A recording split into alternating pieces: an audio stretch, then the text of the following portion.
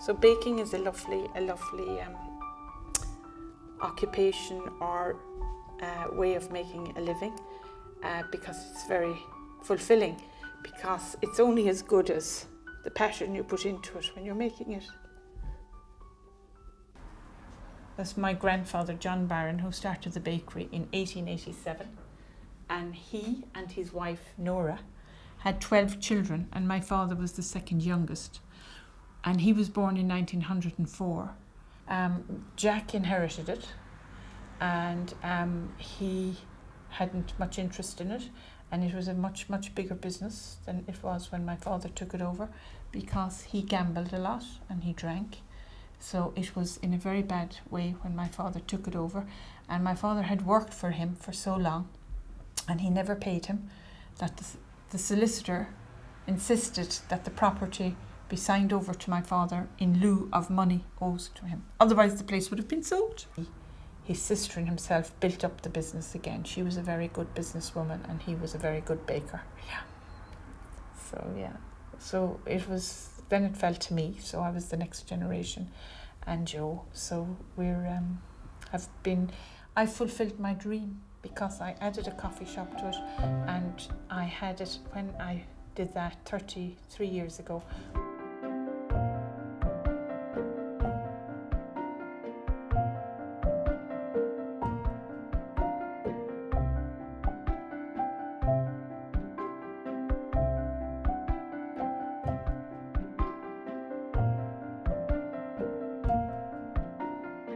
In the early 80s, there was what you call a price war with bread. You had a breakthrough in bread making. Bakers got together and put up big factory bread bakers, and they started making bread, processing bread.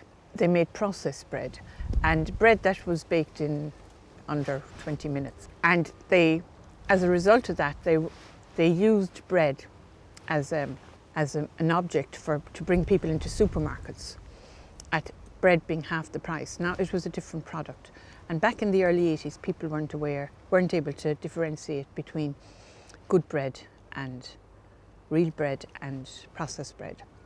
So it affected an awful lot of small bakeries because the purchasing power of bread went into the supermarket and they weren't able to survive. So small family businesses like ours all closed in the late 70s, early 80s, because of a whole change in culture about bread.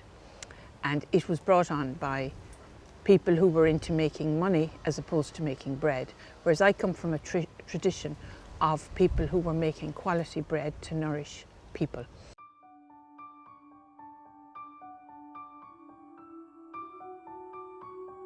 When you come to the farmers market, they're not rushing.